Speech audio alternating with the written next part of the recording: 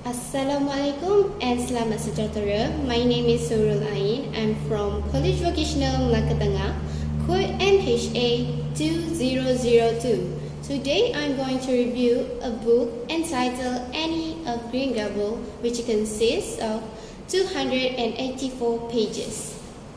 Annie of Green Gables, children's novel by Canadian author Lucy Maud Montgomery, published in 1908. The work is sentimental but charming coming-of-age story about a spirited and unconventional orphan girl who finds a home with elderly siblings, become a classic of children's literature, and led to several sequels. Annie is fanciful, imaginative, eager to please, and dramatic. She is also a demand her name should always be spelled with an E at the end. However, she is defensive about her appearance, despising her red hair, freckles, and pale thin frame, but liking her nose. She is talkative, especially when it comes to describing her fantasies and dreams. At first, stern Marilla said Annie must return to the orphanage, but after much observation and consideration, along with kind, quiet Matthew's encouragement, Marilla decides to let her stay. Annie takes much joy in life and adapts quickly, thriving in the close-knit farming village. Her imagination and talkativeness soon brighten up Green Gables. Annie struggles and joys in settling into Green Gables, which is her first real home. She's even known as the country school, where she quickly excelled in her studies. Her friends with Diana Barry, the girl living next door who budding literary ambitions, and her rivalry with her classmate Gilbert Bliss, who teases her about her red hair.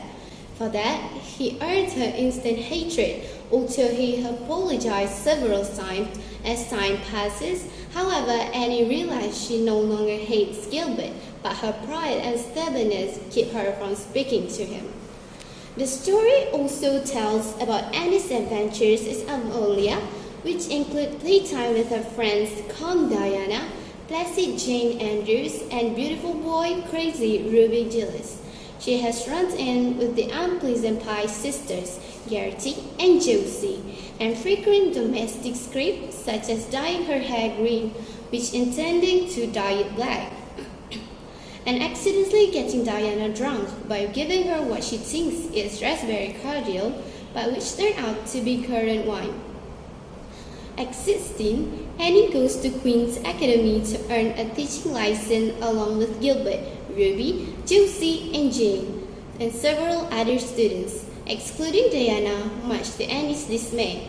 She obtained her license in 1 year instead of the usual 2 and wins the Avery Scholarship awarded to the top student in English.